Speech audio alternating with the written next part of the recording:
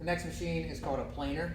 It's very similar to the handheld planer as far as how it functions. It has razor blades. This one happens to have 2 razor blades that spin on the shaft. This is our handheld one. This you put down on the wood and push. Our joiner has 6-inch razor blades in it. It has 3. This spins on a roller also. But this planer, instead of having to put the handheld down on it or using the joiner, you push the wood down. This has rollers. So underneath here is a roller that goes all the way across. That pulls the wood in, and just behind it is the roller with the 3 razor blades on it. These are 13 inches long, and then there's another roller past that and then pushes it out. As you turn this, it lowers this entire unit down to the bed, and it tells me what it's at. So I'm going to set it at 1.5 inches, and it only planes the top because that's where the roller is. The bottom just slides across. I'll go ahead and demonstrate that. Let me plug it in and put on my safety gear. Okay, now it's plugged in. I can set the height. This is 1.5 inches, so I will set it for about 1.5 inches. But then you need to check to see that the board can slide through, which means it's not going to touch. So now I'll lower it 1 turn, which is 1/16 of an inch. Still goes through. And now it's just barely dragging, and there it touched. So now I know that this will feed through and just barely cut it. The second way of checking it is pull this down, and that tells you where the blade's at. This isn't always perfect, it just pops back up.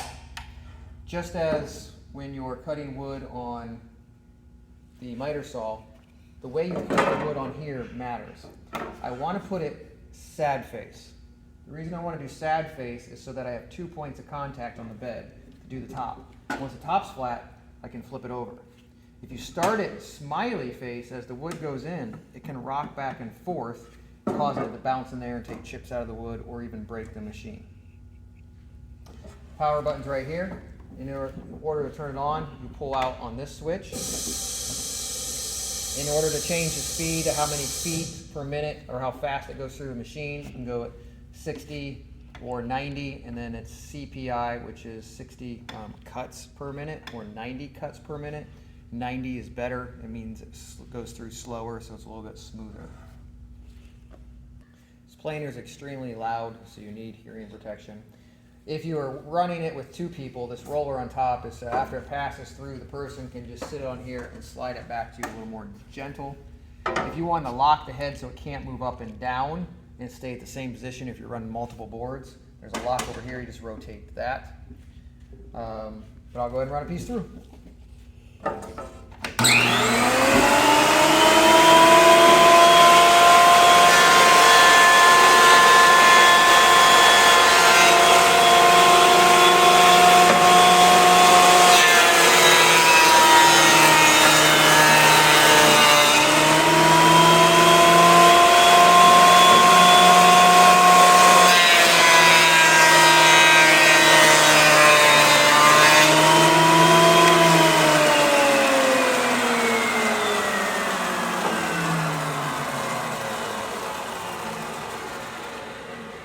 So as you can see, it smoothed the wood out.